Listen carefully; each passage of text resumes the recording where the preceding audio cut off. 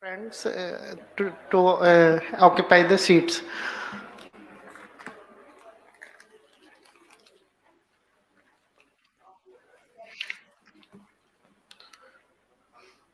So now I invite Dr. Sudheer to present his work on Siddha.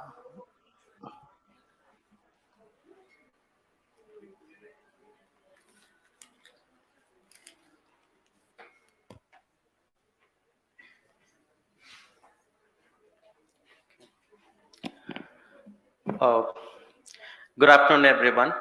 So, actually, I'm basically a Siddha practitioner, and I am also a expert in genetics and molecular biology.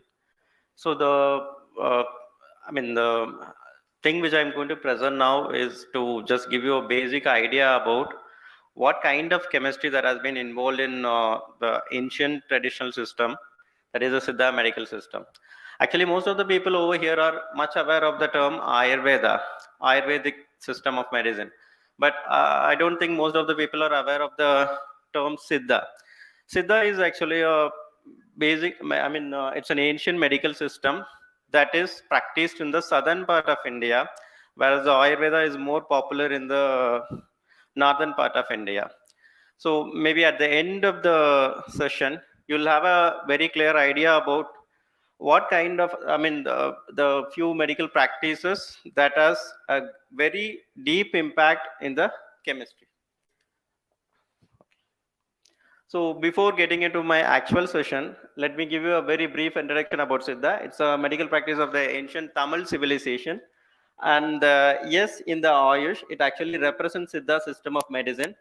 And basically, the Siddha system was developed by 18 Siddhas. The Siddhas, this term actually includes the experts in medicine. They are also the experts in other lifestyle practices too. Okay. So, and moreover, there are a lot of similarities between Siddha and Ayurveda, as in both beliefs in 5 elements and the 3 humor concepts and the 7 tissue concepts and also the 3 bodies doctrine. But there are few things which are really exclusively present in Siddha. One is the Varmam, and of course, alchemy is there in Ayurveda. But you know, when you go into the Siddha literatures, 95% of the Siddha literatures actually speaks about alchemy, and moreover, most of the Ayurvedic alchemy is based on the mercury and its salts, whereas in Siddha you have alchemy that is based on punir, which actually is a salt-based alchemy, because that is quite special in Siddha. That's what I mentioned in the last part, punir. Okay, next slide, please. Okay, so when you speak about Ayurveda and alchemy, most of you people are aware about the name Nagarjuna, who is a scholar in alchemy. But when it comes to the Siddha part, you have a scholar called Bogar. And what I have mentioned here is like 3 texts that has been available in the name of Bogar. One is Bogar Elayiram, then it is Bogar Karpavidi, and it is Bogar Sarakku Vaipu.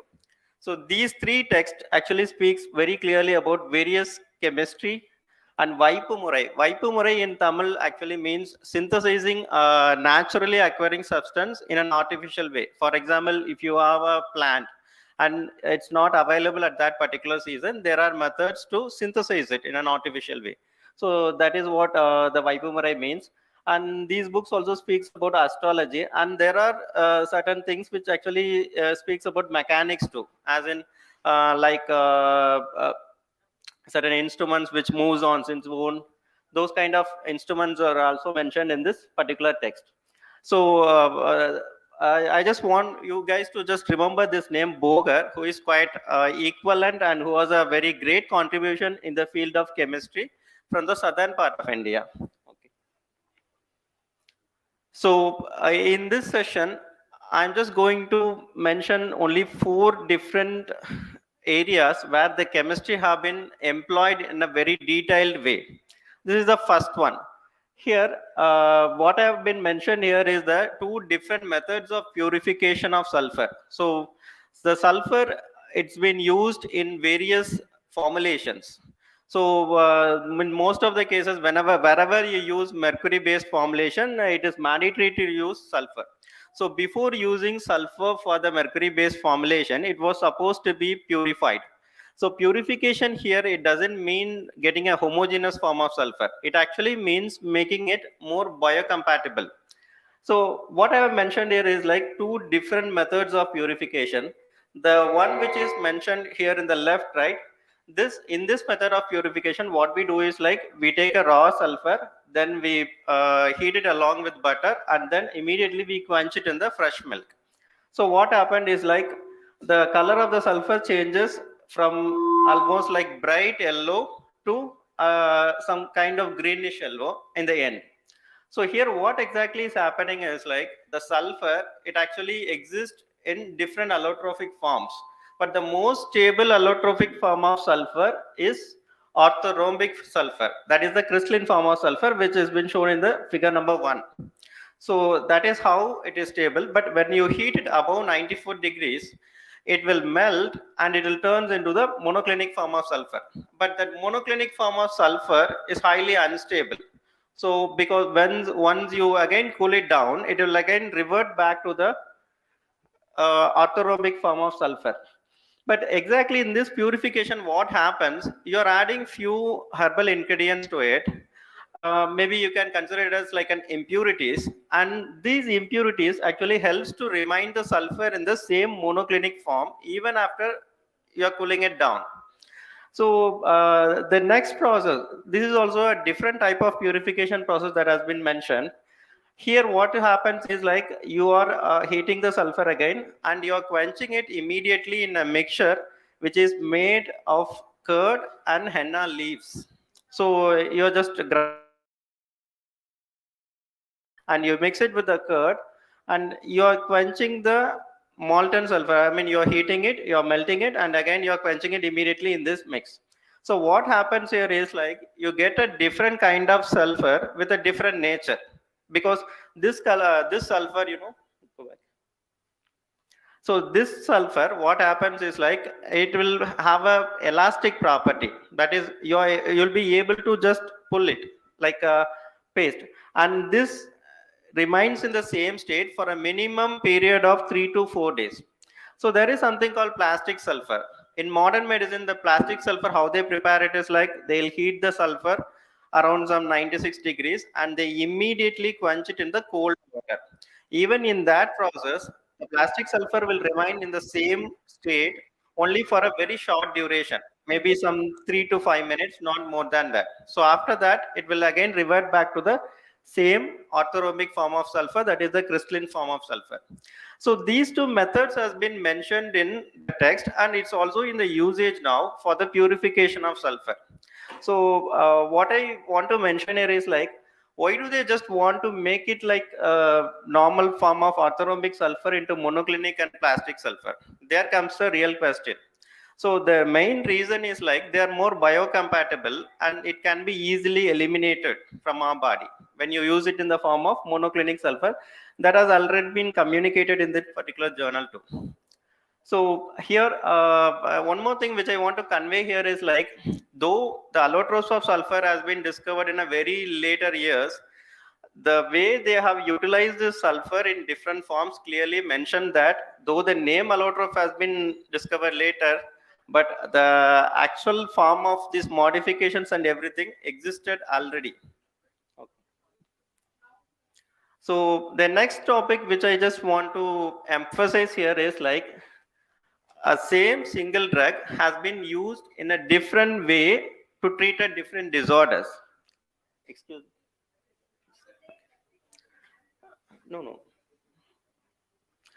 So here I'm just taking an example of Adadoda vasica. The picture of the plant is shown just behind. That has been commonly used drug in almost all the traditional system of medicine. But here you can clearly see that if you take a fresh plant, the fresh plant as such is mainly used to control the bleeding disorder. Either it can be a bleeding via your nose or it can be via your rectum or any other regions of your body. But whereas if you take the only the juice of the plant, it doesn't work well in the bleeding disorders, but it works well in the respiratory disorders. There is another mode of preparation, that is kashaya. If you prepare a decoction out of it, that is also more works well in the respiratory disorders. And the next form is manapag. Manapag is like the duration of the, the shelf life of the decoction is very short. You can't use it for more than, you can't keep it for more than 8 hours. So in order to preserve it for a long period, say up to some 3 to 4 months, what they use is like they'll add the palm jaggery to it and make it like a syrup.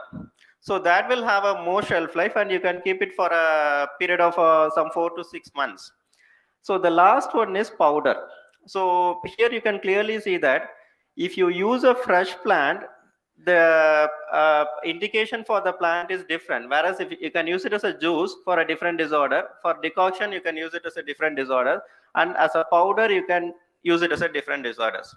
Maybe when you just think about what exactly is the chemistry behind it, because next slide. Okay, the last one is oil. So oil, basically we use this particular same plant for uterine prolapse or the bilateral tubal block. So here you can see, just by using the same compounds with a different formulation, you are treating a different disease. So here you can, when you use a fresh plant as such, you'll have all the compounds of that particular plant in it. Either it can be a secondary metabolite or a primary metabolite or whatever it has, along with the fiber and the starch with it. So when you use all the things together, you'll have a different effect.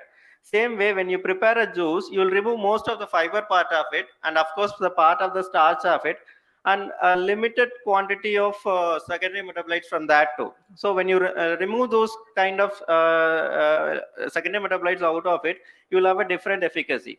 And same way, decoction, what you do is like you prepare almost like a solvent extraction technique, because water is a strongly polar solvent which will be able to extract all the non-polar, mid-polar and polar compounds into it. So here in decoction, you'll have most of the water soluble extracts but not the fiber and the starch. And manapagi is just the preservative form of that. But when you take it for powder, it will be like you are going to dry it. So you lose most of the secondary metabolites of it, and you take only the remaining part of it. But when it comes to oil, that's the beauty of it. You're using a highly non-polar solvent in that, and you're extracting only the non-polar compounds out of it. So the efficacy of the particular preparations depends on the extracting methods and everything. So this clearly shows that even the ancient system, they had a very clear knowledge about the solvent extraction methods and techniques. And the disease that has been treated were also based on this particular formulations.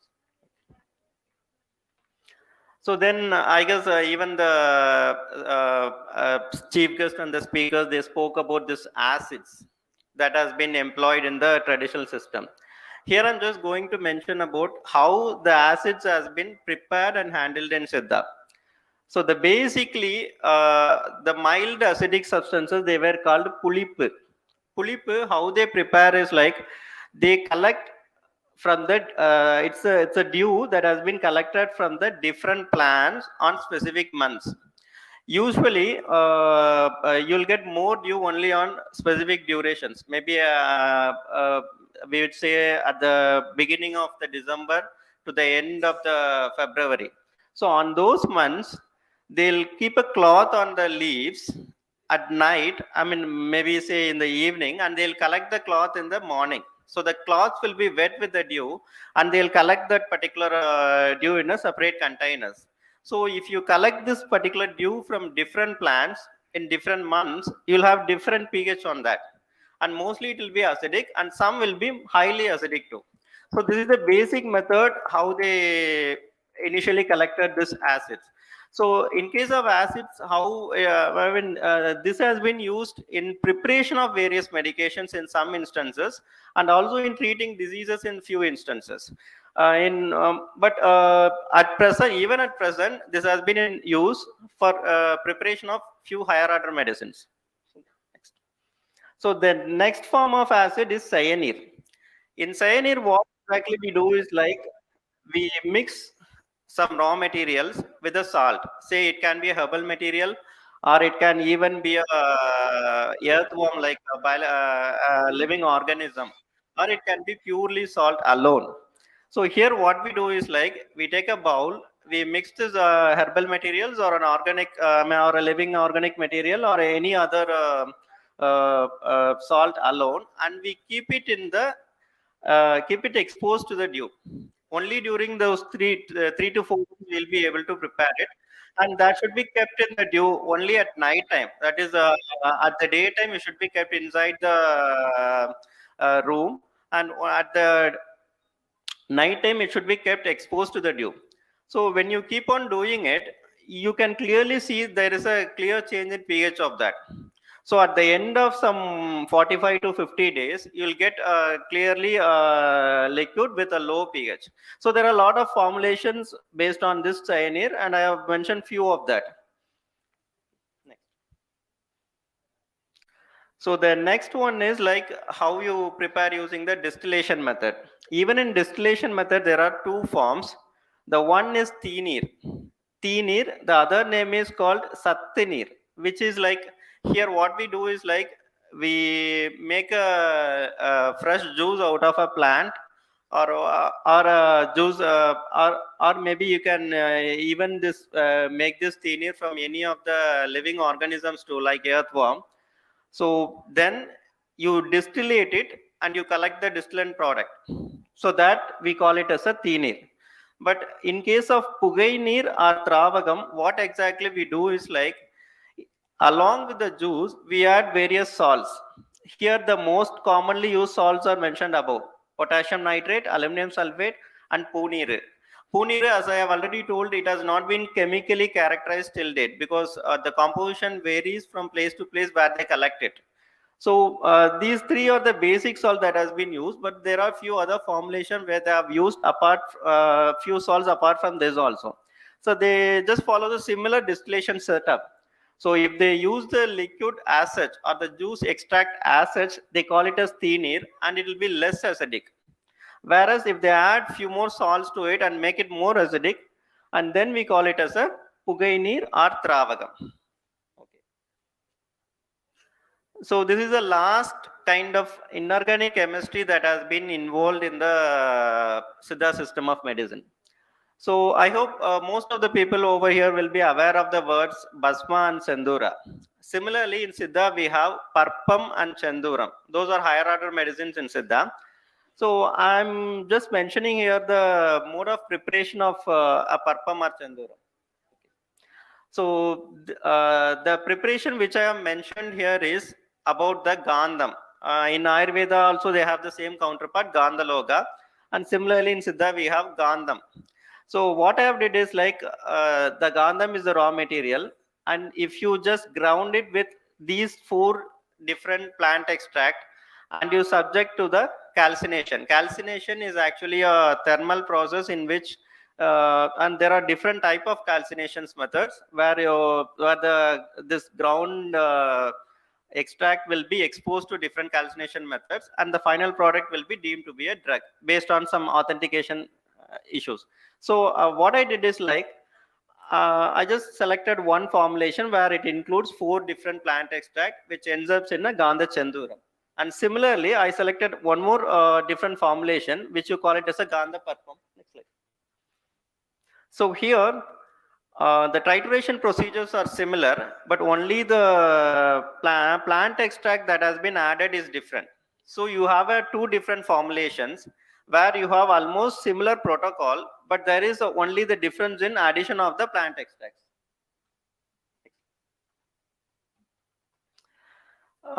Okay, just move on to the next. Okay. So this is the calcination method what we followed for the Gandha Chanduram and Gandha Parpam here. You will take few cow dung cakes and you fill it in a pit, and then you then you place the drug that has been sealed in an earthen pot in the center. Then you again cover it with the cow dung cakes, and the entire setup will be closed in such a way that there will be only small gap for the smoke to escape out, and you burn it from the down.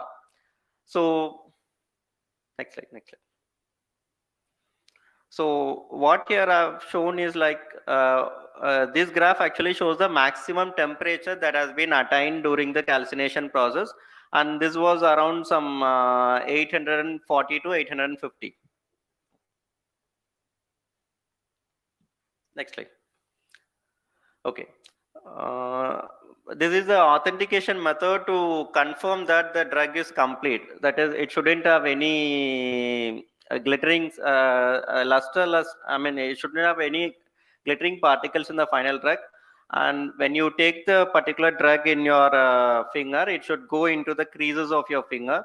And the final product should float on the surface of the water when you sprinkle it. Of course, when you shake it, it may sink. And the last one is it shouldn't react with any other substances in the even in case of higher temperatures. So all these tests has been done, and only if the final drug qualifies all these tests, then it can be deemed to be a drug, or else you have to repeat the entire process again. So after doing this particular experiments, I have just analyzed and I just tried to characterize what exactly happened to that. So I'm not going in detail all this chemistry part. Let me, next slide. Next, next, next, next, next, next slide. Next slide. Okay. So this is the final conclusion that I draw out of it.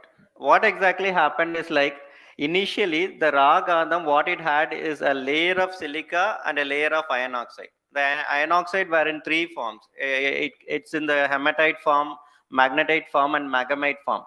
So when you add these four extracts and you subject it to calcination, the final product what it had is like the center part, it's the iron oxide, and it's been coated with the silica. So what exactly happening here is like a clear physiochemical modification is happening. Actually, just to reconfirm, again, when you come to the second part, that is the Gandha Parpam, here I'm adding a different plant extract and you get an end product with a different color. When we characterize it, we found that the Gandha Chenduram is actually the iron oxide nanoparticles that has been coated with polysilicates. But the Gandha Parpam is actually the iron oxide nanoparticles that has been coated with the calcium silicates. So both are actually nano substances with a very clear textures. So in order to confirm that, in order to confirm that, we also performed a control experiment. Here what we did is like instead of adding these extracts, we just added a plain water and we did the same experimental procedures.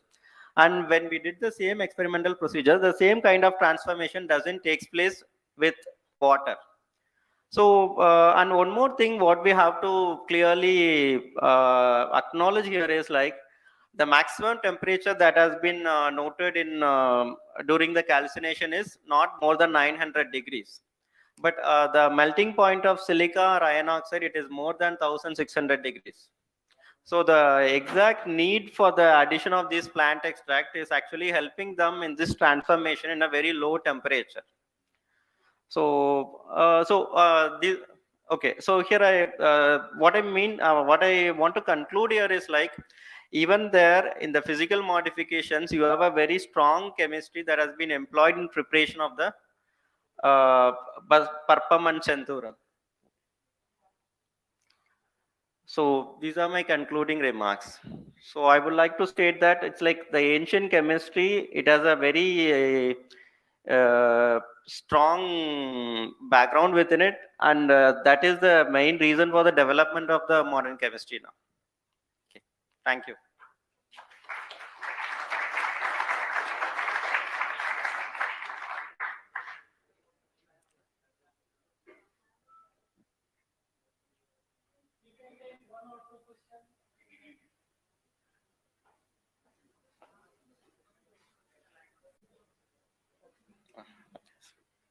No question, then we can move to the next. But before that, I would like to invite Dr. Ramanathan to felicitate our speaker.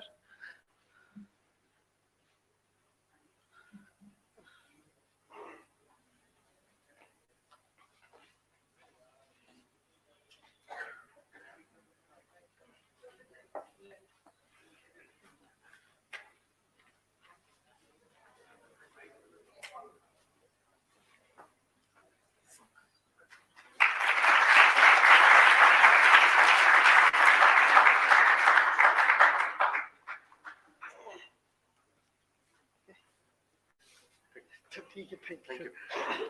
It's okay. ठीक है, ठीक है.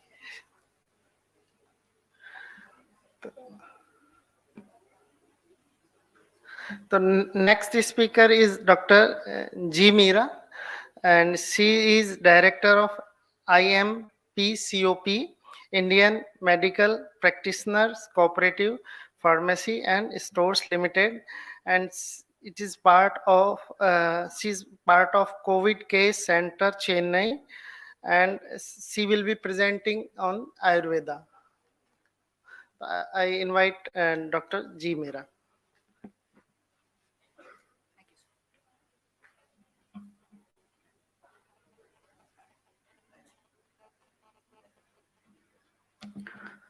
नमामि धन्वन्तरिमादिदेवं सुरासुरैर्वन्दितपादपद्मं लोकैर्जराभयमृत्युनाशं धातारमीशं विविधौषधीनां तं व्योमवातावनिवारमन्यं पञ्चप्रपञ्चात्मकदेहभाजं सन्तापसम्पातजराज्वरान्तकं Namami धन्वन्तरिमादिदेवम्. Namaste to all. It's a time when you all feel sleepy, right? After having this heavy snacks. I'll try to speak both in English and Hindi. अंग्रेजी तो मेरे मातृभाषा नहीं है, तो उसमें भी मिस्टेक्स होगा, और हिंदी भी मेरे मातृभाषा नहीं है, तो तमिल में बात करूंगी क्या? नहीं, क्यों नहीं? हाँ, इधर तो तमिल का चेयर भी लगाया है हमने, है ना, काशी में. तो आप सबको जल्दी तमिल भी सीखना चाहिए, जैसे कि हम हिंदी सीख रहे हैं, क्योंकि यही है अमृत काल का विजन, है ना, 2047 का विजन. 2047 का विजन यही है. हमारे भारत एक ही है, हमारे सभ्यता और विरासत एक ही है. सिद्धा सिस्टम ऑफ मेडिसिन और आयुर्वेद सिस्टम ऑफ मेडिसिन दोनों एक ही है. तो आज थोड़े टॉपिक्स दिया है प्रोफेसर रामनाथन जी ने. सो इट्स छोटे बच्चों, आपको तो पता नहीं होगा कि कितने मुश्किलों पन के बाद ये चेयर, ये IIKS इंडियन नॉलेज सिस्टम का ये रिसर्च सेंटर क्यों लगाया है IIT में, आपको तो पता नहीं होगा, है ना. After independence, 75 years after independence, this has occurred. It is a historical event. You remember, when you all grow up and reach the age of 40 or 50, you will know the importance of this institute called Indian Institute of Knowledge System, because 3 साल के पहले 2019 जब Covid आए थे, आप सब 8th standard या 7th standard में होंगे, है ना, या तब आप सब घबराया हुआ घर में थे, है ना. हाँ, हम सब घबराए नहीं थे. सिद्धा डॉक्टर्स और आयुर्वेदा डॉक्टर्स, यूनानी डॉक्टर्स और homeopathy doctors, we were all working in COVID care centres. We were all never afraid of it. I come from a state called Tamil Nadu, and this state we had 73 COVID care centers. कितना COVID care center? 73. It is the highest number in the whole of the country. Okay, the state was so confident that the Siddha doctors and Ayurveda doctors can treat COVID. Just imagine 2019 में जब पूरे लोग हमारे chief minister Yogi Adityanath ji talk में बता रहे था कि यूएस किसका पॉपुलेशन इंडिया से आधा है ना, 1/4 है हमारे पॉपुलेशन से, पर कोविड का डेथ देखिए इंडिया से 2 बार है, 2 times का डेथ इंडिया इधर यूएस में. हम तो सोचते हैं कि यूएस बढ़िया देश है, डेवलप्ड देश है, और इटाली में एक ही हफ्ते में 100 doctors were, they all died due to COVID. Why did this happen? We did not see such a bad scenario in India, which has the highest population in the whole world. The government has very clearly declared that it is because of we following Ayush practices. Okay, Ayush का मतलब है आयुर्वेद, यूनानी, सिद्धा, homeopathy. यूनानी को भी हमने अपना ही बनवाया. Go and search history.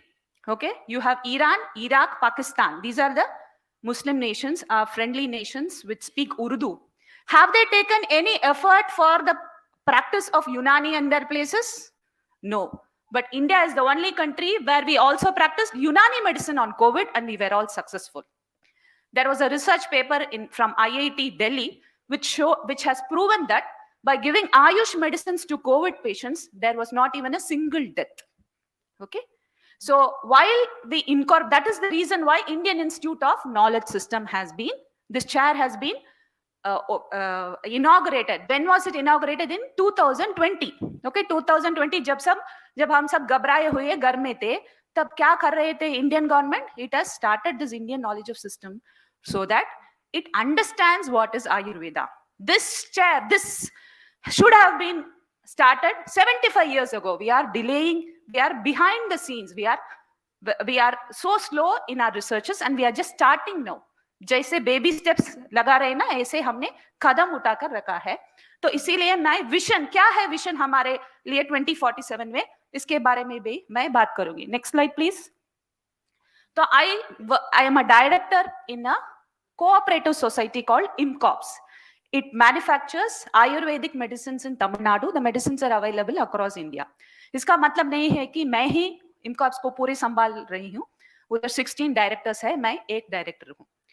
तो IMCOPS के बारे में भी मैं बताऊंगी, क्योंकि next slide please. No, the previous slide. No, I've missed one slide. Okay, go ahead. Okay, there's a slide which is missing. So, you know, when IMCOPS was started, it was started in the year 1944, independence के पहले. क्यों उन्होंने खोला, पता है क्या?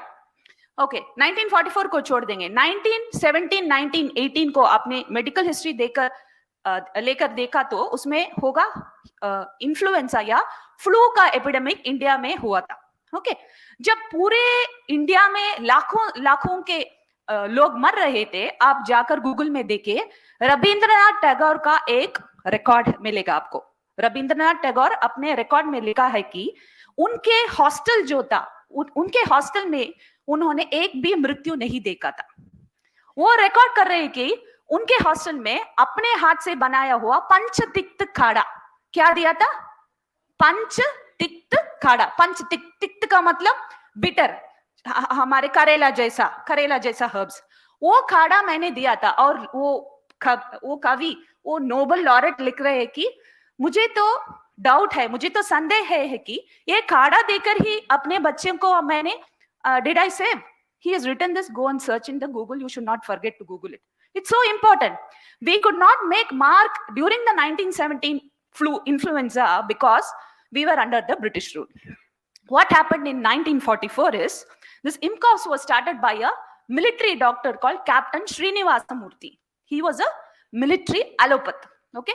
During the Second World War, we were not manufacturing so many allopathic medicines. What happened was there was lots of bombing and there were many soldiers who were getting hurt. So after the soldiers got hurt, they started getting wounds, and there was cholera also in India.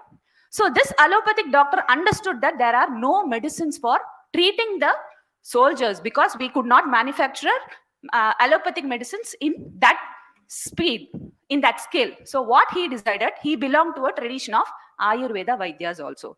He immediately started IMCOPS. It was a cooperative society. He brought in Ayurveda, Siddha doctors and Unani doctors and started preparing these medicines to treat the military soldiers. So what did an allopathic doctor do to save his soldiers and to save the patients from cholera? He started this society called IMCOPS. So see, there are so many phases through which you have to look at the Indian knowledge of system of medicine. There are so many drawbacks. We are lagging behind by 75 years because after independence, we have not taken much, we have not given much importance to Ayush. कितने लोग इधर आयुष का काढ़ा पिया? गुडुची का काढ़ा? Students में कोई भी नहीं पिया. हम तो इधर इसी के बारे में बोल रहे हैं. आप सबको आयुष के बारे में पता करने के लिए ही हम इधर बोल रहे हैं. तो पहले साइड था ऑडियंस बनाना. ऑडियंस चाहिए, जैसे कि संगीत, कोई somebody singing देश राग, आप सब सुनते हैं क्या? क्लासिकल म्यूजिक, देश राग. I think you will all run away if I'm going to sing classical Carnatic music. If it is going to be a rock music, you will all listen, right? Rock and pop. Yes, I see a smile. This is the same problem with Ayush system or our Indian knowledge. Ved, mantra या गायत्री. गायत्री बोल रहे हैं क्या आप सब? नहीं ना.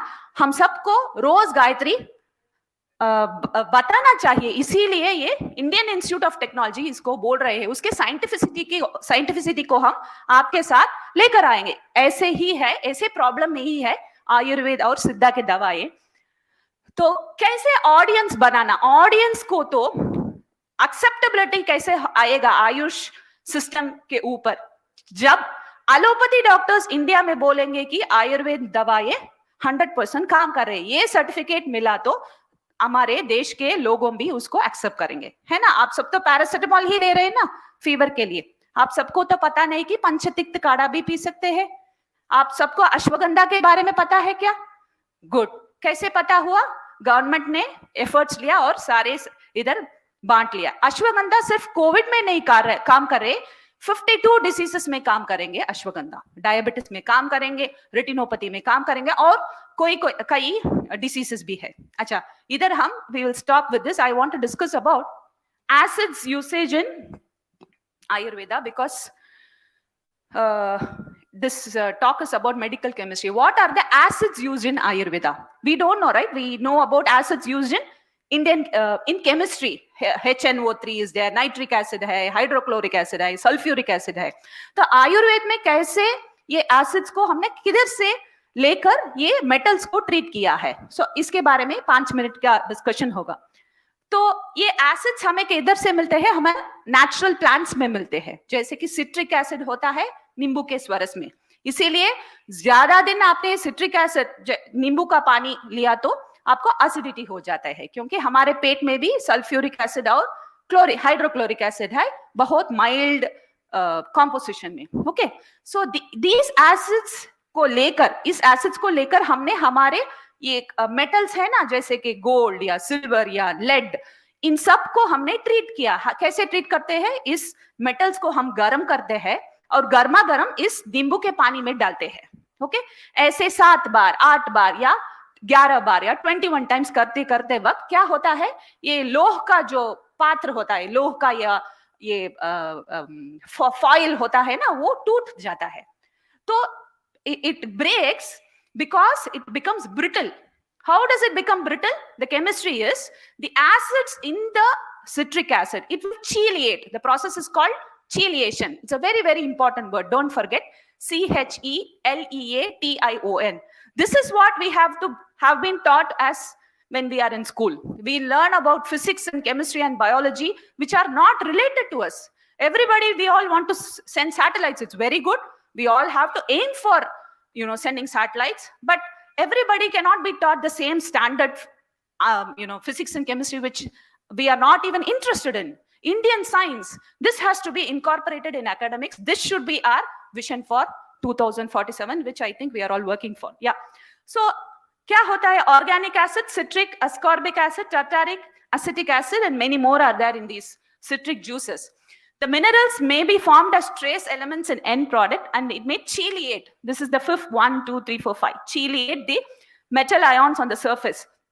जैसे कि आपके घर में लोह का पात्र होता है ना, iron vessel के ऊपर rust होता है ना, it is because of oxidization, right?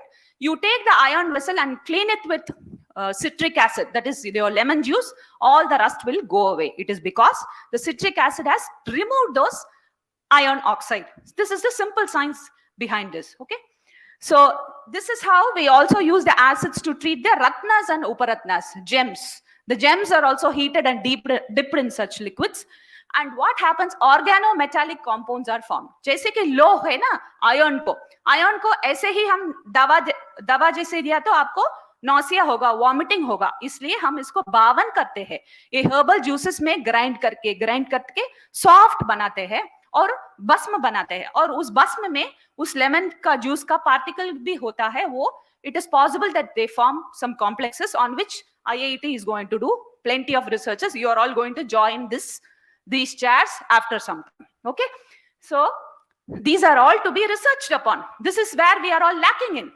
The another important point which I would like to tell to the esteemed panelists is that there are plenty, thousands of researchers in IIT, DST, IISE, and also Ayurveda and Siddha doctors who have done their thesis, Ph.D, on the same topics which I'm presenting here. Thousands of theses are just sleeping in the institutes. If only we find a way to collect all these theses. Now, all the Ayurveda doctors, the Ph.D scholars, they have all started putting them in computerized PDF formats are also available now. How many theses you want, you tell me, I will get you all those theses.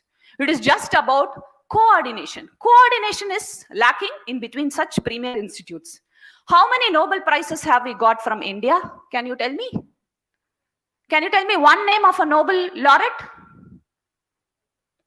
एक बताइए ना, Nobel prize किसने किसको मिला? अब तो मैंने बताया ना एक का नाम. हाँ, रविंद्रनाथ टैगोर को किसमें मिला? पोएट्री में मिला था. ऐसे ही अमर्त्य सेन को इकोनॉमी में मिला. I am a very proud Indian, but I am very sad to tell that there are not even 12 Nobel Prizes which we have got from India. But there are totally 1,000 prizes have been given till now. We are not looking for prizes. We are not looking for recognition, but we must work towards excelling. Premier institutes like IIT, IISER, we have plenty of brain. One thing is brain drain is happening. We are all going to US and we are all contributing our knowledge to that, to other countries is different. But we must work towards excelling. Why has it not happened is because of lack of coordination. I've seen through plenty of researches in IIT and IISER 10 years back.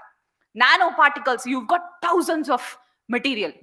And here in Siddha and Ayurveda, you've got thousands. I've done my work on arsenic. How many patents do you want?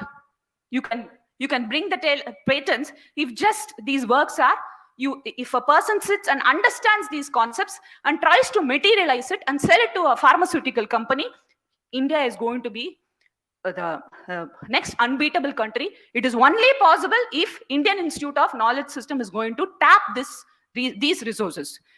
Just work for 10 years and we can make 1,000 patents through Ayurveda. This should be our vision also. Yeah. So this process of using the acids to make these particles smaller, it helps in bioavailability and easy absorption of the metal. Next slide, please. These are the various herbs, okay? Garcinia indica, Jambir, Nimbuka, Bija Borakada, and the active principles and acids in it. What are its medical studies which have been done? What processes it is used? Next slide, please. Yeah, these are the various liquids. Next slide. Yeah. So IMA writes to NCM against inclusion of Ayush medicine as an elective in MBBS internship. Why am I speaking about IMA here? Audience. We need an audience in India, and it's not easy to get this audience unless the IMA accepts. We sadly believe that IMA is, after all, a private association of allopathy doctors. When Prime Minister Modi ji announced that Ayush system has helped in managing COVID, immediately IMA wrote a letter, and there are lots of cases which are there against Ayush doctors. Baba Ramdev ji और IMA के अंदर कितना झगड़ा हो रहा है आप सब तो पेपर में पढ़ते हुए होंगे, है ना? So there is बिल्ली और चूहे जैसे होता है ना, ऐसे सारे समय एलोपैथी डॉक्टर को, आयुर्वेद डॉक्टर को देखा तो ही इतना गुस्सा आ जाता है, और आयुर्वेद डॉक्टर को, एलोपैथी डॉक्टर को देखा तो ही इतना नफरत हो जाता है. क्यों ऐसा नफरत? हम सब तो एक ही देश का वासी है, एक ही सब्जेक्ट पढ़ते हैं 12th स्टैंडर्ड वक्त, है ना? 5.5 years we read and come out and we become like enemies. Why should this happen? This happens even between states.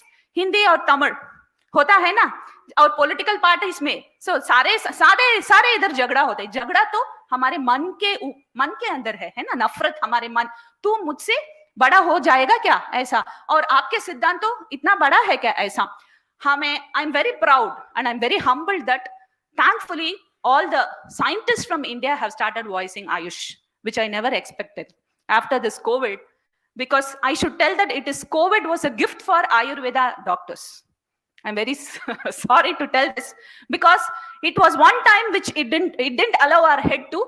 We were very proud during that time. I ran a COVID care center in Tamil Nadu. Okay, a COVID care center where we took COVID cases.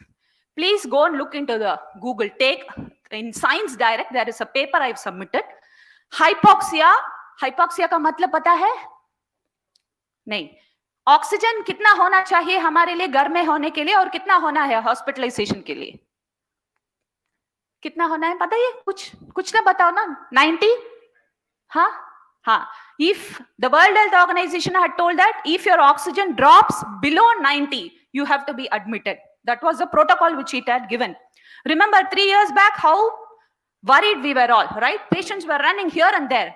How many thousands of Ayush doctors in the ground level, in the village level have saved people from COVID? They are all countless. Go and see in Science Direct. I have submitted a paper. With my team. It's not due to the pride is the pride of Ayurveda knowledge and not that I have done it. Okay. At 56, the patient was brought and we had done telemedicine on the patient. The patient was not put on ventilator. We didn't see the patient and just through phone call, we have managed the case for 1 month. The patient was not at all hospitalized. No, sir, please don't clap, sir. But thank you for the claps shall go to the system of Ayurveda. This is not just one case. Please go and look into the Science Direct. There are 20 cases. 20 cases of Ayurveda and Siddha doctors. Dr. Girija, Dr. Mahadevan, Dr. Ram Manohar, and many Siddha doctors. 25,000 or 50,000 cases NIS has treated in Dr. Geetha. NIS has treated 50,000 cases of COVID, right? Yes, I remember. It was 20,000, it became 50,000 cases. They never took ventilators. Now, let's not go into the necessity of ventilators itself. It is going to open many issues here. Let's not go into that.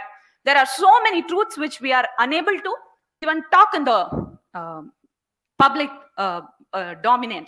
Okay, so it's 20 cases of records we have for Ayush system who have treated these COVID cases without putting on a ventilator.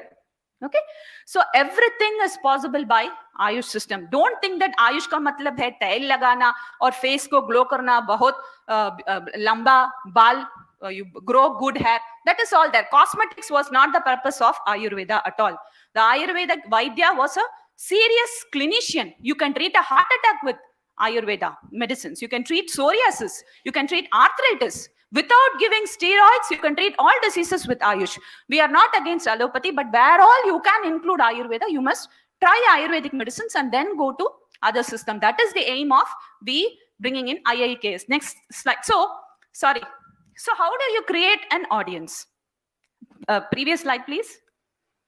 Now, I speak so much of Ayurveda, right? And the government has given 80,000 crores, 84,000 crores for allopathic system of medicine in the whole union budget. That was last year. This year, 79,000 crores. And for Ayush system, the government has allocated 3,000 crores. Okay. So we tell that 80% of the Indian community is on Ayurveda, but we just give 3,000 crores to the Ayush people to do researches. How are you all going to do researches? But there is no mistake with the government because the audience is not ready, right? They need an audience. How will they justify themselves? I'm happy that this year the fund has increased by 20%. Last year it was around 3,000 crore. Now they have made it 3,400 crore. Probably they are going to increase. So the audience is not ready in India, but the audience are ready across the world. Indians are going to be slow learners because across the world, 80 countries have accepted yoga. How many of us do Surya Namaskar in our home? 1% does Surya Namaskar. हमारे मोदी जी तो कितने बार करते हैं सूर्य नमस्कार. आप सबको inspire करने के लिए ही है ना. सूर्य नमस्कार करना चाहिए, प्राणायाम करना चाहिए, आयुर्वेद लेना चाहिए. इसीलिए हम सब इतने we are spending so much of our energy for the youngsters to understand. So how will you create an audience? The audience are you. You must understand the importance of Ayurveda and the government must make it attractive. Now the problem in Tamil Nadu, I told that there are 73 COVID care centers, right? Also note, this was the first time in Tamil Nadu, 1,000 seats for the Ayush has been returned back. Okay? 1,000 students have not joined Ayurveda and 1,000 seats are remaining vacant in Tamil Nadu.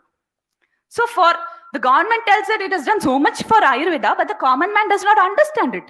He thinks ventilator and vaccines are only going to help you. He does not know the value of Ayush. So if we don't have quality students entering the Ayush system, how are you going to get researchers? The starting point itself, we are in a trouble. This is the worry which I've been having for 10 years. And this year, I don't know, 1,000 seats have remained vacant in Tamil Nadu. 1,000 students have preferred allopathy to Ayurveda. Why have they not joined Ayurveda colleges? The colleges are in very bad shape. Right? So, starting, Mudal Konal la Mutrum Konal. जब पहला वाक्य हम जैसे कि मैंने गलतियों के साथ हिंदी सीखा और सारे लाइफ मैं ये गलतियों के साथ ही बोलते ही रहेंगे, है ना? ऐसे ही स्टार्टिंग ट्रबल है. तो Ayurveda has to be made attractive. I have another idea which I'll tell in the later. Next slide, please. Heavy metal. Time हो गया? Okay. Just I'll finish it off quickly. Have you heard about the word heavy metal? Ayurveda दवाई में heavy metal है. आप सबको पता है? Okay, आप पता कर दीजिए. जब भी आप एक डॉक्टर, एलोपैथी डॉक्टर के साथ बताएंगे कि मैं आयुर्वेद दवा ले रही हूं, वो आपको घबराएगा. वो बताएगा कि उसके अंदर हेवी मेटल है. आपको पूछना चाहिए कि this heavy metal concept has already been not accepted by the even Westerners, but we Indians are still clinging into this heavy metal concept. Next slide, please. Please note it down. In previous Scottish toxicologist John Duffs has very clearly contested the usage of the word heavy metal.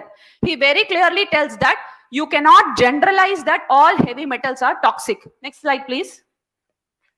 Next slide, please. Next slide, please. Yeah, next slide. Okay, I missed this slide. Paracelsus has very clearly told that any material will become toxic if you're not going to administer in the proper dosage. So you cannot call just because that a metal is heavy, it is toxic. So we have to break down these theories. So we'll go to the last slide. This is a very important part. I don't have time. Go to the last slide, please. So arsenic, have you heard about the term arsenic? Arsenic को ही हम चूहे को देते हैं उनको मारवाने के लिए. We give it to rats for killing. We give it to rats to kill them. Okay, this arsenic can be given safely to human beings, and we all Ayurvedic doctors were successful in COVID because we used mercurial and arsenic preparations. Without arsenic or mercury or gold, we cannot be successful and we cannot carry any emergency procedures in Ayurveda. These are all safe because we've been using it for more than 5,000 years. But the problem is there are few Western scientists who have created fear in the minds that heavy metals are toxic. Please go to last slide. Oh my God, it's a wrong PowerPoint which has been uploaded. Sorry, I don't have it. Okay, so what is the road ahead? The road ahead is pooling of all data from all the institutes, having experts look into these institutes, try to understand how these nanoparticles can be medically and profitably marketed. That would be the first step. After COVID, we all the premier institutes understand that clinical research is not very easily possible in India. So we have to open doors for making clinical researchers, understand, create new models. Vata, Pitta, Kapha. What is Vata? What is Pitta? What is Kapha? Such new models have to be brought in. The body has to be understood in a different perspective. It is not just a body of chemicals or acids, but it is the body has to be understood as a flow of energy, like how physics they tell, right? So you have to understand the body as flow of energies and chakras. These are all things which we have to do research upon. So at 2047, we have a very, very bright future. And one important point I want to tell to the panelists is Ayurvedic Vaidyas are very, very precious and they have to do their clinical practice. I've left my clinical practice for 2 days and I'm here. This is not possible down the line. All Vaidyas, as our surgeon also told, this is the main problem. We are unable to spend time with scientists. So what can the government do is, you can create bachelor's or master's in Ayurveda studies, like Rasshastra. Create BSc, जैसे BSc botany है, BSc chemistry है, BSc Siddha या MSc Siddha, BSc Ayurveda or MSc Ayurveda, you can do it. These children will understand the whole of the science. They did not become doctors. You can absorb them as students, right? You can make them as research scholars. They will be the wealth of IIT. IIT should directly start working on Ayurveda and Siddha and should not be dependent on Vaidyas, because we are taking care of the patients. We don't have the time. So this should not be the way of working for the next, 20, 30 years. The Indian Institute of Technology or IISER or DST should start absorbing BSc and MSc people who have studied the chemistry behind these, so that we physicians can do our job happily. Okay. Thank you so much. Thank you for giving me this opportunity.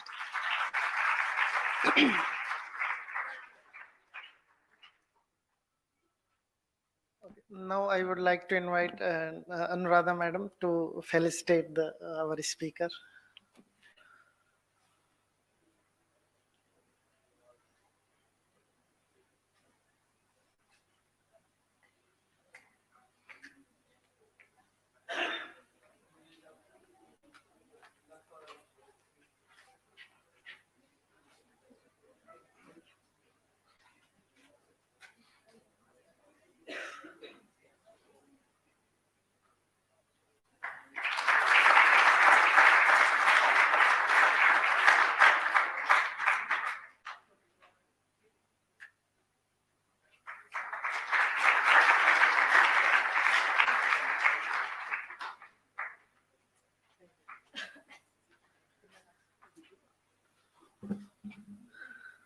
The next speaker is Professor Devnath Singh Gautam, and he's currently head and professor in the Department of Rasastra and Bheshaj Kalpana Faculty of Ayurveda, Indian Institute of BHU, and his CV is long. So I'm sorry because we are running late. So he will be introducing himself. So now I invite Professor Gautam sir to give a talk on Ayurveda.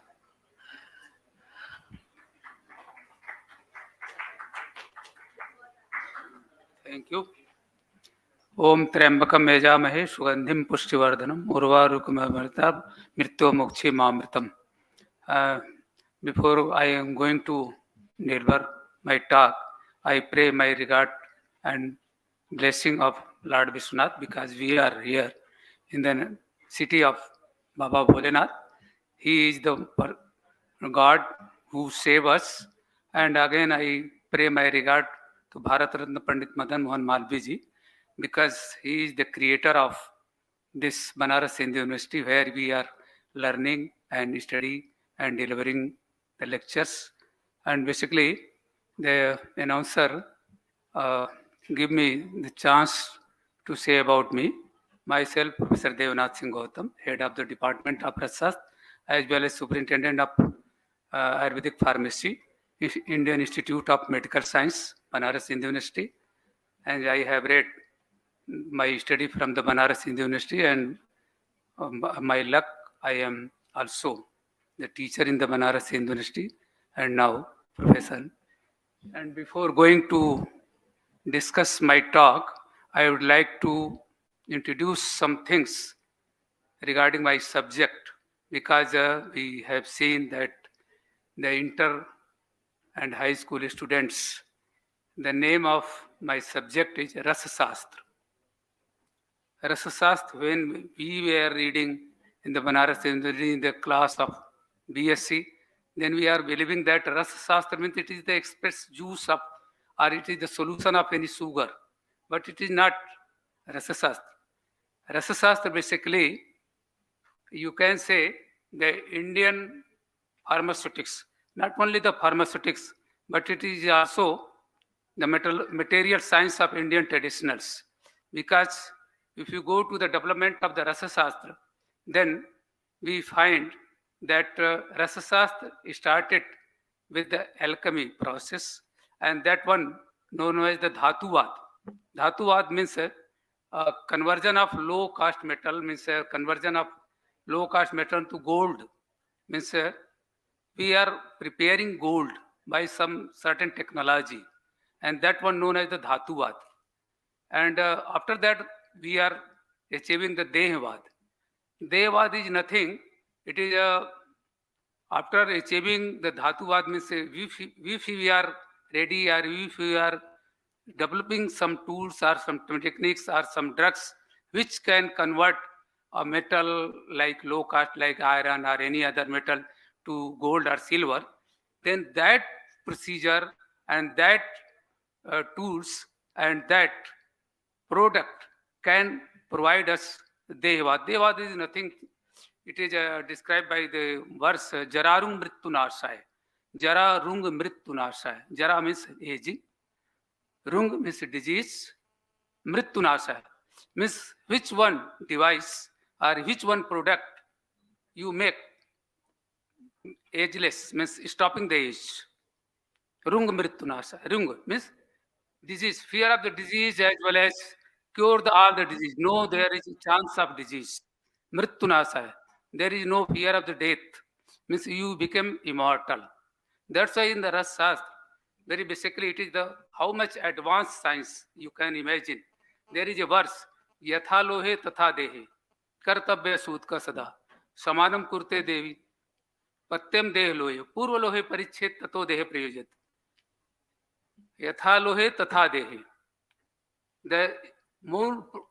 The fundamental product, that is the ras. And that is very much similar to the mercury. That's why we are selecting the mercury as a ras. Many properties of the ras is very much similar to the mercury. That's why we are using now mercury as a ras. And that yatha lohe tatha dehe. First we apply this ras siddha. Ras siddha means mercury, a product, prepare a formulation that apply for the metals to convert the metal to the gold. There is a 18th sanskar. In the last one sanskar, Vedvidhi, which one conversion for the low caste metal to higher caste metal is conversion of metal, gold. We are achieving the gold by artificial method. And then it is applied to the Sarir Yoga. If that product which have the power, which can convert the low caste metal, means metals like iron, to convert the gold, then that product, if we are administered in the body some protocols like Sodhan and Sanskar, the Purva Karma, that is in the protocol of the details of the Rasas and the clinical practice, as Madam had said, then we can become Jararung Mrittunasaya. But now it is very sorry to say that these things we can't achieve because the ras, which one I also 5 types. Ras Rasendra Sutasya Pardo Miskasa. And these first two varieties, Ras and Rasendra, can provide these things. As our mythology said that Ras and Rasendra is not now available because the gods were shut up their opening. They are not allowed to present era people, that is the Kali Yuga, because I think they have believed that the Kali Yuga person, if he became immortal, then there is a big disaster. It is the advanced science, just I explain. It is also, there is some controversy that Rasa developed from the Egypt because they are doing the alchemy process from the Kimiagiri, that the chemistry. But ultimately, it is the Indian part. Now, the topic which were assigned me, that is the acid, regarding the acid. And many two speakers also say from Siddha and from Ayurveda person, Madam, have also some slides say about the acids. There are so many types of plant origin acids and some prepared acids we are using for the preparation of the medicine as well as for the internal use of the internal use of your body, and it is act like preparation of the medicine as well as for the internal use for the curing the disease. Now next one. It is the columns which, and under this column, this whole of the presentation is Indian chemistry deals to use the metals, minerals as well as medicine after converting the bio-assimilable form virtue different like Sodhan Maran, as some speakers are also telling that the Sodhana, however, we are translating purification, but it is not absolutely the purification, because during the process we are just facilitate for the medicinal purposes as well as it is also, we are starting from the Dhatuvad, means first we are trying to achieve the Dhatuvad, means conversion of the low cost method to higher method. Ultimately, we are using as a Dehvad, and the incineration, that is the Maran process by which we can get the Bhasm, because the metals or minerals we are using as a internal administration, and they are not fit for internal administration as they are found. That's why they are required some process, and these two process, Sodhan and Maran phenomena, is very much important process of the Rasas, and we are performing this process although with the help of plant acid or Ayurvedic acids. Yes, next.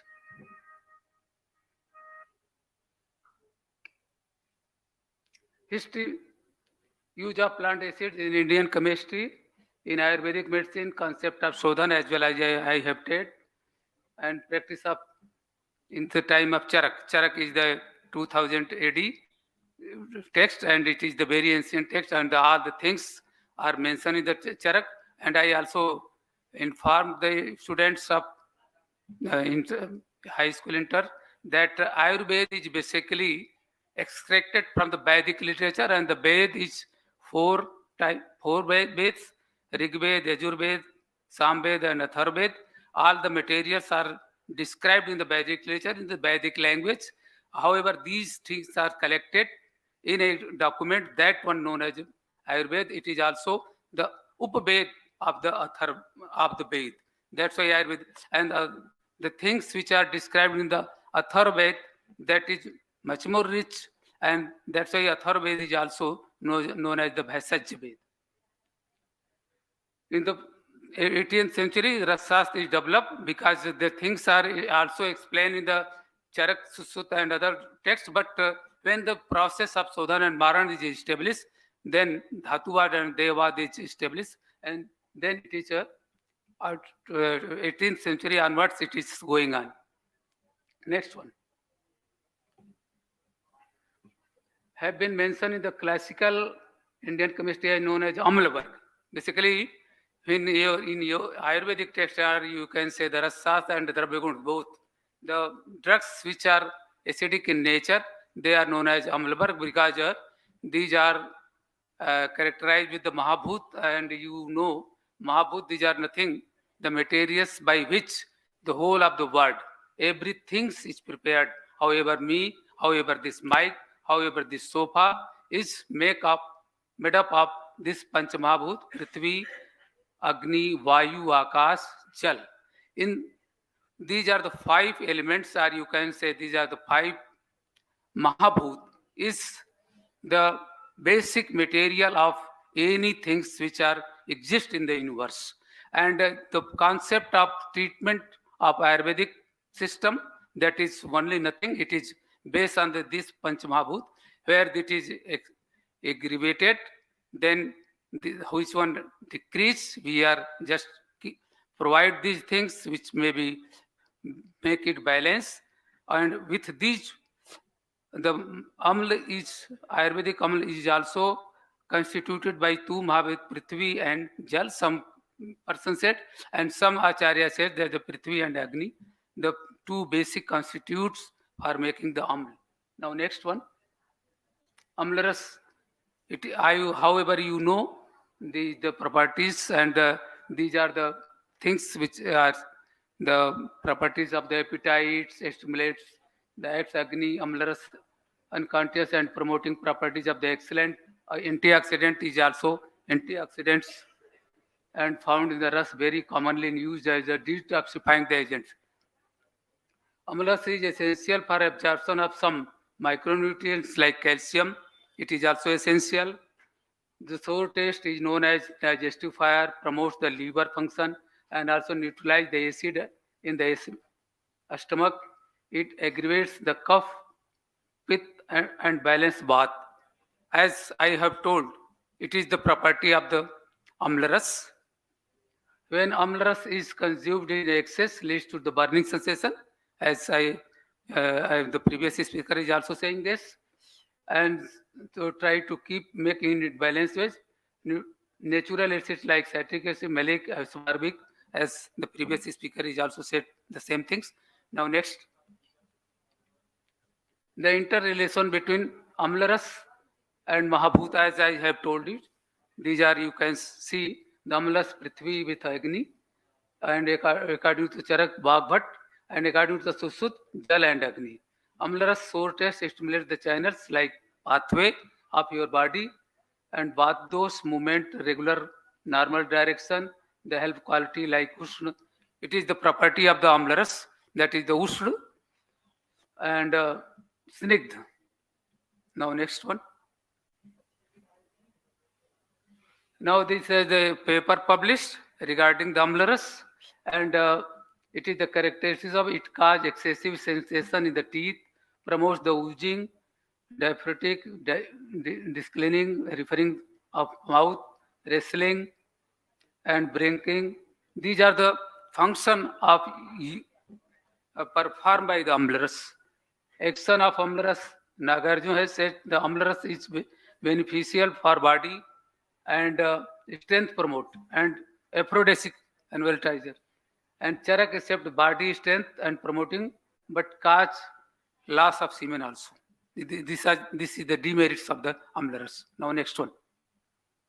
It is also cause the nervous system, digestive system, cardiovascular system, urinary tract, and reproductive system. All are required this Amlaras. That's why it is using in Ayurvedic system of medicine. Plant-based drugs, based acid drug also act as the cardiac tonic. It is the Hridaya. It is a Mahakasaya. It is described in our classical text as the Mahakasaya. That is the in Charak Sangita, and Hridaya means cardiac tonic. The drugs which are helpful for maintaining the cardiac health is called Hridaya. Acharya Charak classified this drug based on the pharmacological action. There is the 50 Kasaya. One of the Hridaya Mahakasaya group, the 10 drugs which are beneficial for the heart, and these are known as the Amla group. Now next one. These are the Amlakar. The Amlabetas, Jambir, Nimbuk, Mand. These are the drugs, plant origin, and which are basically in Sor and Amlaras. Now next one. And these are classified under the 5 which are the important in spite of these 10s. Our next one. As these are the plant names and botanical name and their Ayurvedic properties and their actions, which are described in your classics. Now the next one. Some figures and their properties and their use are the things we have described. Now next one. These are the plants. Next. Processing. As I have told you, the metal minerals required some process, and they also require the Sodhan process by which we felicitate them from, because as you know, the metals or minerals are hard in nature and they are not fit to administer in the body as a medicine. They require certain process, and Amla materials were used for their processing like Sodhan, to detoxifying, to make suitable for the calcination or the moral process by which these metals are converted into the nano particles, heterogeneous particles, and complex, assimilable, absorbable form, and that can administer in your body, and that one act as a medicine. As previous speaker have said that the heavy metals toxicity, it is not possible with our drugs because these process make them suitable to assimilable, absorbable, and acceptable for, and they are acting the target place as well as they excrete out, because the size, if you are preparing the bhasm in proper way, the nanoparticle size which can cross all the excretory systems and excrete out after their action. That's why there is no chance of heavy metal toxicity. If the process is not performing by proper person, experienced person, then there is a chance of heavy metal toxicity. Next one. And I just one example of the aml. It is the process of shodhan of Sankh, because the Sankh is, as I have told, there are three sources of medicine. Three materials we are using for preparation of three types of materials: plant origin, metal origin, mineral origin, as well as animal origin. The conch is the animal origin which we are using. It is a alkaline in nature. That's why they neutralize the unwanted alkaline toxicity natures by the lemon juice and other citric rus or the amylorous plants. Now next one. During the process of Svedhan, the Sankh, it's the processing and pharmacological actions we have described. These are the Svedhan. It is the techniques of the Shodhan process. Svedhan, when we are keeping this drugs material in a packet and suspended in a pot, that one known as the dolayantra, as you have seen in the material science, the traditional system when we are boiling, and by their corrosive nature, the impurities, humidity is loses and eliminate out, and the beneficial material are still remaining. That's why we are processing. This movement facilitates the entry of the components, lemon juice inside the pottery. The cloth absolutely act as a selectively permeable membrane, and citric acid is the chief constituent lemon juice, which acts as a heavy metal mobilizer due to its chelating property, as the previous speaker is also said the same things. Now next one. There is a electrostatic. These are the scientific explanation of this Shodhan process, as this electrostatic attraction or the formation of the surface Ca citrate complex in the ongoing process. Why we are using? Because we are preparing this complex formulation which one acts as a medicine. Citric acid reduces the positive charge of the calcium compounds, thus indicating the absorption of the citrate and positively charged site. This exchange diffusion process occurring during the intermediately procedure leads to the bioingredient activity principle of the media of the Sankh. Now next one.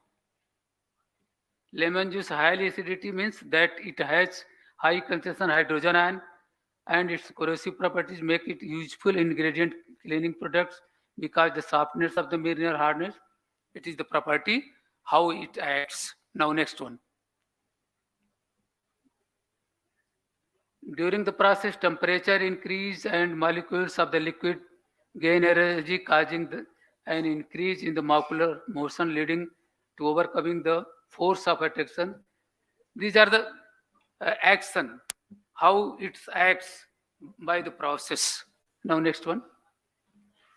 This paper already published, role of Triphala for preparing the law of Bhasm, because the law of Bhasm, if you are using the law as a fine particles, it is highly toxic. That's why we are using. And the Triphala is also having gallic acid. By this action, this one become non-toxic and useful and absorb in your body and cure the disease. Now next one. Nag is nothing. It is the lead. However, it is causing highly toxic materials. But by the method of preparation of the traditional methods, when it is converted into the Basma, it is also very beneficial and curing several types of disease. It is also a high-class aphrodisiac as well as anti-diabetic medicine. Many anti-diabetic formulations having the nagbhas, and by this process they become non-toxic and beneficial form and bhasm form that never cause a heavy metal toxicity or lead toxicity. Now next. Now one very much popular preparation, that is acid preparation, that is the Sukta Kalpana. It is the acidic fermentation. There is in Rasasastra and Bhasaj Kalpana, there are two types of fermentation. One is the Madhya preparation, the Sura and also alcoholic preparation, and the second one is the Sukta Kalpana, that is nothing, it is the acidic preparation. It is about every acharyas of Rasas and Vesaj Kalpana have said about this Sukt Kalpana. Now next one. Chukr, it is also a variety of Sukta Kalpana. Tusambu, Sobir, Sandaki, it is preparation of the Sukta Kalpana using barley, using fruit juice, using sugarcane juice, several things, a formulation which is ultimately acidic in nature, or you can say the amlaras. They are used for preparation of different type of formulation, as well as processing like Sodan and Marar, as well as direct internal administration for the treatment of the disease, as well as for making strength and aphrodisiac effect and hridaya and tonic acid. Now next. One important preparation which you are using, it is a ginger kanji, and it is also very much popular in the South India. They are using the kanji, and we are also prepared this kanji, and it is a very useful for digestive purposes as well as for the preparation of the medicine. The paper is also published regarding the action of the kanji. Now next one. Kanji having the property like it is the Ayurvedic terminology, and now I think there is a short time. That's why this terminology we can't explain by this days. And but it is the Ayurvedic term which one possesses this kanji. Now next one. Ginger juice is also acidic in nature, and it is also used for the preparation of the medicine like manasila. Manasila is nothing, it is the arsenic trisulfide. It is highly toxic when without processing. Arsenic toxicity everybody is saying, but with these process it become detoxified, and it have very much property like aphrodisiac, by a potent drug in a small doses, and it can be used without fear of the toxicity when it is properly prepared by an experienced person. Now next one. Lemon juice, it is also used the cinnabar, it is the hingul, and it is the source of Bharat, and it is also can be administered in the body by with this process. Now, what are the challenges? So many drugs which we have discussed in the previous, many drugs are not available. That's why there is a challenge to recover them, to resource them by many, with the help of government and with the help of scientists, as well as by the agriculture person like tissue cultures, because they are escaping and they are very much effective drugs. And these plants are not available. Standardization, how the many persons say the Ayush drugs and Ayush person as not acceptable to the whole of the society, because we should to prove in the modern or scientific language which are acceptable for the universe. Then that's why it is a standardization required. And if your drugs are saved and published in the international and impact journals with the evidence-based scientific journals, evidence scientific data, then everybody is accepting. Only we say that we are safe, we are preparing the safe medicine, it is not acceptable. There is the era is science era. That's why the scientific data which can make us valid. That's why validity is required, and validity is only achieved by standardization. These are the next one. As the future, as Prime Minister Modi vision that one nation, one word, one health, and only one traditional, I hope only one traditional system of medicine, that is the Indian traditional system of medicine, may become the one health system of the world. It is our dream. And when we are achieving this dream, then India become Vishwaguru, which is the dream of our Honorable Prime Minister. Next one. Now the conclusion. These are the conclusions regarding as I have told you. Next one. Thank you.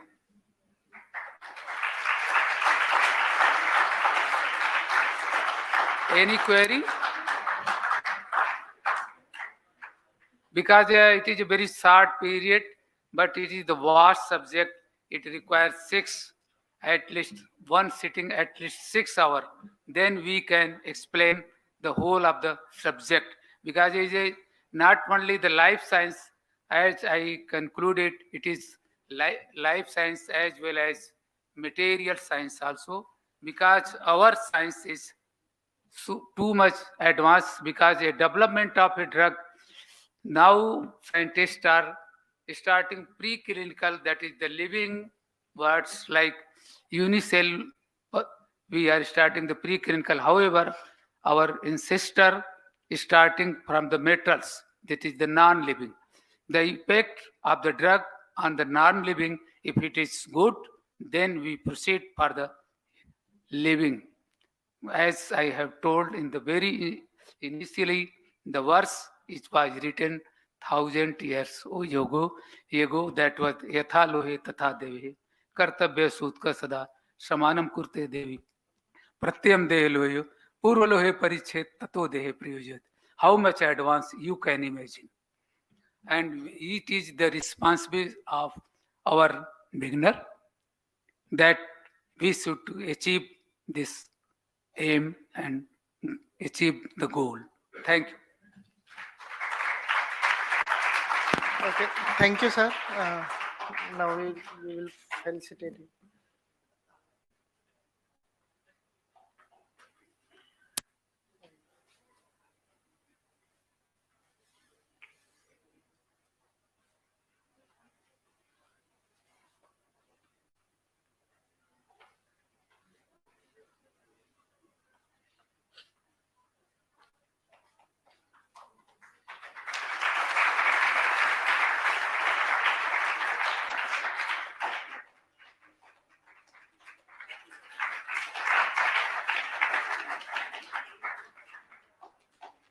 Now we have lunch break, and we will meet after the lunch in next session on perfumery.